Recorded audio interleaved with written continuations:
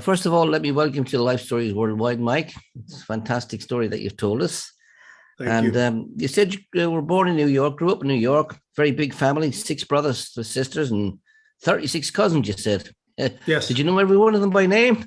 absolutely. Well, I couldn't probably name them all. It would take me a minute, but I could remember them all by name. Yes, we used to all, we all lived in the same neighborhood, actually. So it was same school, everything. Yep. Just wanted to ask you, what was it like? Was it a closed community? Or I'm growing up in New York in the 60s and 70s. What was that really like? Yep. Yep. Well, it wasn't a closed community. It was open. It's just that it was just, we were, I guess we were in the same area. It was just a wonderful, family to me means so much. And having people around you that you care about and people that even though sometimes you might be upset with them, you can't get rid of them.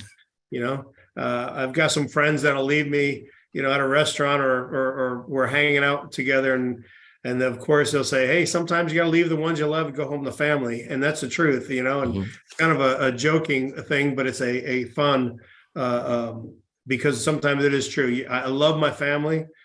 Sometimes they don't like me for some reason or another, but we always love each other. And that's the one thing you can't get rid of. And how was your relationship with your mom and dad? Absolutely wonderful. Always has been. They've been. I understood the importance of discipline at early time, and I remember many times that my dad would. Sometimes I get smacked around because they didn't spare the rod. I'll tell you that. And I'd sit there and go back at him and say, Dad, but it wasn't even me. That was Tommy, my brother, right? And he'd look at me. He wouldn't say I'm sorry. He would say, well, that's for the times I didn't catch you. And of course, as a young mischievous kid, I sat there and said, all right, God, you're probably right. I'm still probably one out on that anyway. I understand exactly what you're saying there, Mike, because I've got 6 brothers myself and I was in the same situation. Grew up in a big Catholic family, of course, and we were very close together. Now, of course, going to school and that and going to, say, university, did you ever dream you would be a megastar? A megastar. That's a good one. But no, being on the, I always hoped, I always dreamed to be able to do that as a young child. I remember even in New York, my dad was a Cowboy fan. And the first helmet I ever got was a white helmet with a blue star on it. And I think it was painted on there. My dad made it for me. And, we used to just play those games in the little bit of grass that we had. They looked so much bigger when we were young, but now I looked at it and I think I laugh at it now because it was like there's no way we could have played anything on there. But I guess we did as kids. But yes, I mean, did I dream about it? Yes. Did I hope for it? Yes.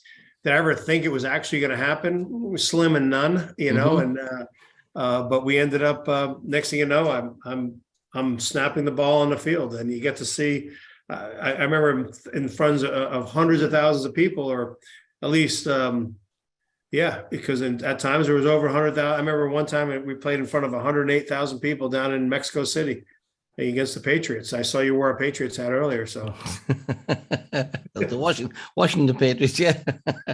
Now, of course, in America, of course, sport has a big part to play in education.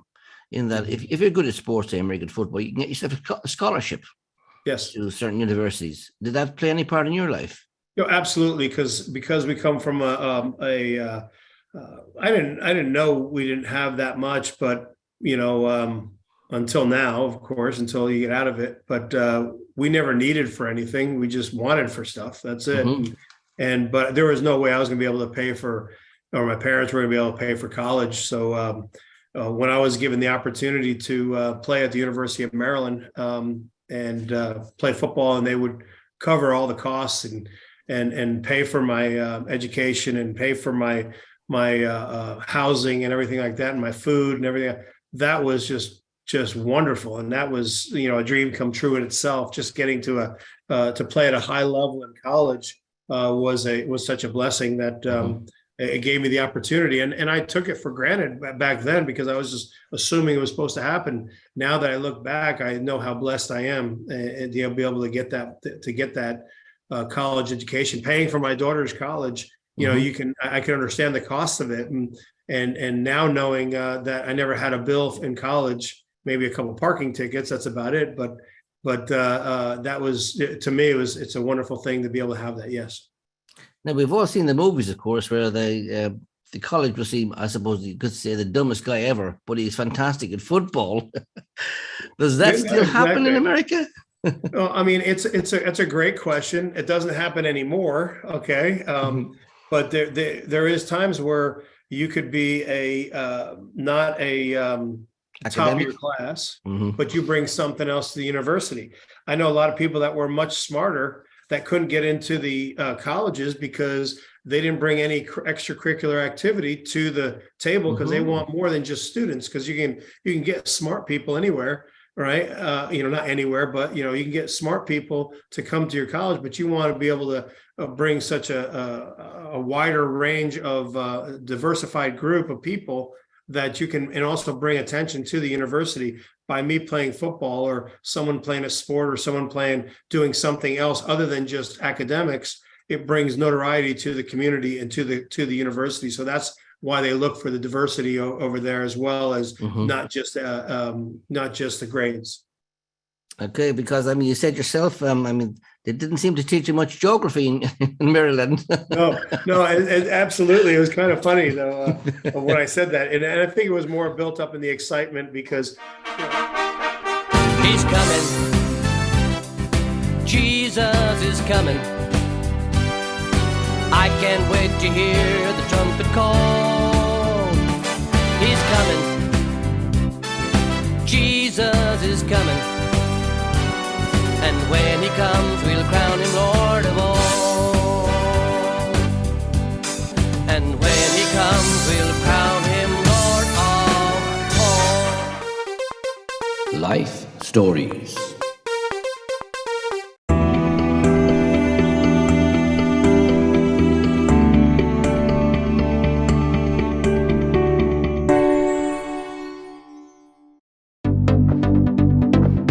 Life Stories Worldwide is brought to you every Monday night at 8 p.m. UK time. We broadcast live on Facebook, Zoom, and YouTube. So why not join us every Monday night at 8 p.m. UK time? You think about it, you're like, oh, you know what? You're right. San Antonio, that is Texas. But I love telling that story on myself, because I think you have to laugh at yourself sometimes. Yeah. In order to get through life, and get through some tougher times. And if you can joke about yourself, it makes other people feel much more at ease. Yeah, good one. Thank you for that, Mike. Now, of course, growing up, I can see you've had a very varied career, actually, with a lot of teams, like the Chiefs, the Riders, the Oilers. Mercenary. Yeah. Yeah. Did you have a good agent?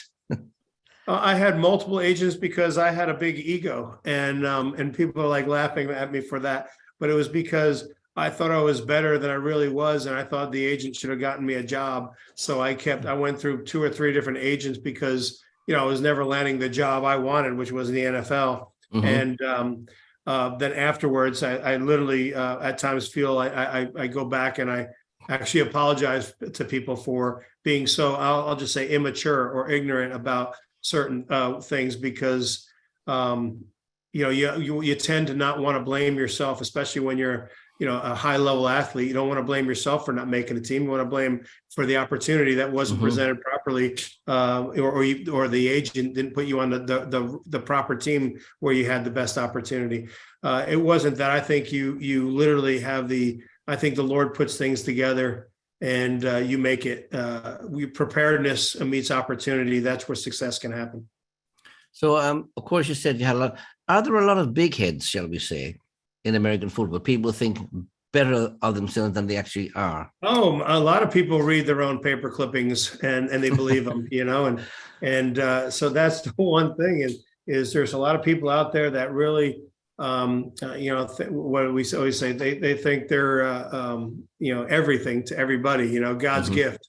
And honestly, we all are God's gift, right? But unfortunately, there's too many people out there that, and I think it's in any sport, in any country, that when you're top of the line, I mean, even I see it in I'm sure we've all seen it in the, from the pulpits, the preachers that go up there and they start believing in their own words as well, about themselves. And, we have to be concerned. You have to be humbled.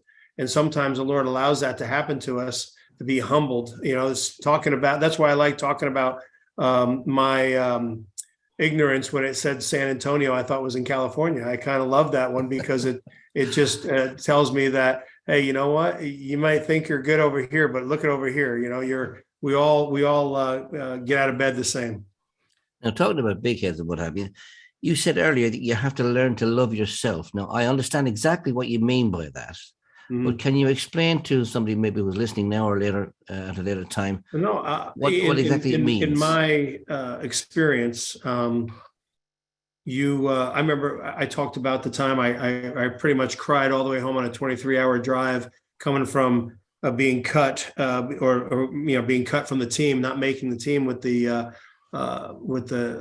Chiefs, the Kansas City Chiefs, and that was the first team out of college, and I thought my career was over right there, and I didn't know what was happening. But so all the way home, I would look in the mirror. I was telling how bad I thought I was, and talking to myself, and then after that, I vented for 23 hours. I realized, okay, what am I going to do? Well, I'm going to pick up my boots by the bootstraps, right, and I'm going to push myself harder and get to the next level, and I'm going to. I had to start believing in myself that I can achieve those things. And that's what happens. I think you have to come to a realization that you're not perfect. You're not going to win everything. And that but striving to be perfect is the key to success, I think, for a lot of people. And if you don't love yourself, you're always going to continue to put yourself down. And I don't think you'll be able to break through that. So that's why, like I say, you have to snap the ball. You have to help each believe. You gotta believe. You just gotta believe. Now, you have actually had some awards in your playing career. Of the awards that you had, which do you think for yourself was the most rewarding? Honestly, those rewards are just part of a long battle to be on to achieve a goal that I was trying to achieve, and the ultimate goal wasn't an award. It was when it comes in my sport, thinking about in my sport, it was being able to snap the ball on national TV for a year, even or on the team with the Dallas Cowboys, to guys that are 3 or 4 of them that I played with are in the Hall of Fame now, and I was able to play there. But I was the overall part, the most rewarding part is the part where I was able to share with my family, share the experiences, because it was a job to me, but for my family, it was a life experience for them to be able to see my dad and mom, their son, part of their loins, playing on the football field, representing their family. Yeah. And the same thing with my brothers and sisters and my cousins and my friends and people that I loved sharing. The greatest joy I got when I was up in Canada, I was with Doug Flutie, and we won a couple Grey Cups, which is like Super Bowls up in Canada. And we won those. I won a bunch of awards up there, but we won 2 Grey Cups, which is championships. And being able to share that, looking at the crowd with my wife. Life Stories.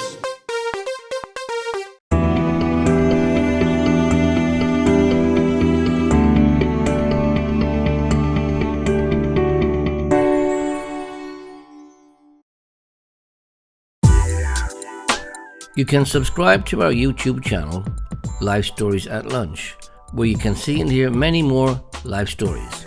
Don't forget to click the bell so we can notify you when we are live on YouTube. In the crowd, and my family there with snow coming down, it's freezing out, but everyone's still jumping up and down and having a blast. And then, seeing, the champagne and everything shooting all over in the locker room and winning those championships was, to me, it wasn't about winning the championships. It was about sharing that experience of victory with my family and with my friends. And in all of this, would you say that football became your God? You know what? That's a good question. And football became my way of life. And I think for some people that question would be correct. It could become your God. But I've learned to take that which people could idolize, right, and turn it into a platform that God gave me, and realize that it was him that gave it to me. And while I was still playing anyway, he was able to share that with me. And then when I got those bigger, those higher, I'll say, more prominent platforms, I always realized that. So I like to believe that I was humbled as a professional athlete. Not saying I was perfect, not saying I didn't have times of thought I was all that and a bag of chips, but it was definitely a time where I truly believed and realized that God gave me that platform for a reason. And you moved around in your career, of course. What was it like walking into that new dressing room nearly every second season? What was it like? Oh, it was absolutely a scary thing. People ask me, well, you played 11 years. I said, 11 years I ran scared trying to keep a job. And so it was 11 years that every time I went to a team, I walked in with confidence because I knew the door was open for me for a particular reason. So that was one good thing. And it was, I always tell people I was, like I said earlier, an athletic mercenary, right? I was paid to go play, and I would go whoever was writing a check. My wife, thank God, was able to enjoy the communities that we got to go move to and live in. And, living from, the East Coast to the West Coast to, Texas, and then be able to play worldwide in different places at different times was a great experience for all of us. And again, it all goes down to the experience that we were blessed with, but it was not an easy transition every time, because you got to learn new plays, you got to learn new people, you got to your families, I would say we kind of kept a home base in San Antonio, Texas for quite some time, and she would travel during the season when I was gone, back and forth.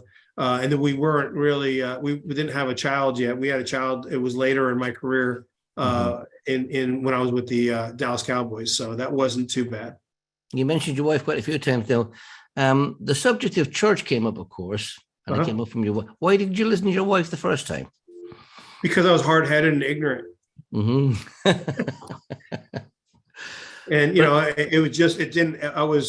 again, that was probably the arrogance about me back in the day, where I needed someone to speak to me that was a peer-to-peer, even though my wife, I think that's one of the biggest problems that men have today is, and always have had, is listening to their wives, because they typically have a better discernment than most men.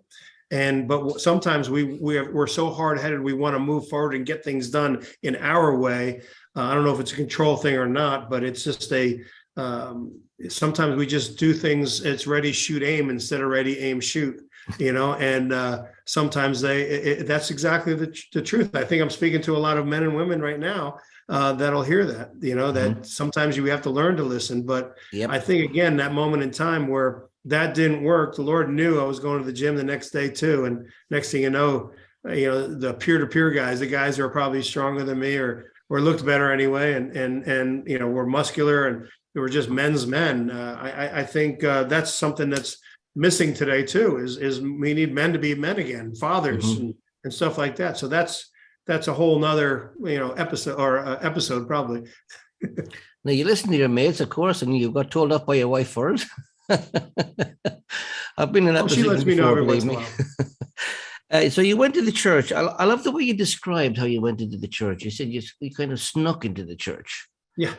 I think, correct me if I'm wrong, is this because of your Catholic background? Because the same as myself, when you went to church as a Catholic, you weren't allowed to speak.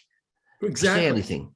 Well, see, I think for those people that don't have a Catholic background, going to church, once you walked in, you didn't say a word. You pretty much just listened. And I call it sit, stand, kneel, heel. But one thing I will say, in respect to the Catholic Church, I did realize and was taught the holiness of God and the importance of God and the all-powerfulness of God and who that, and that's, it was just amazing to me when I was actually taught, and I think you're seeing that a lot in a lot of charismatic movement in the Catholic Church now, where they're teaching more about the Holy Spirit, and they're teaching more about having a relationship with Christ. And if you ever go to back to a Catholic Mass, and you read the epistle, the missalette they call it, and you read the Apostles' Creed, you get walked through the sinner's prayer every time you go to Mass.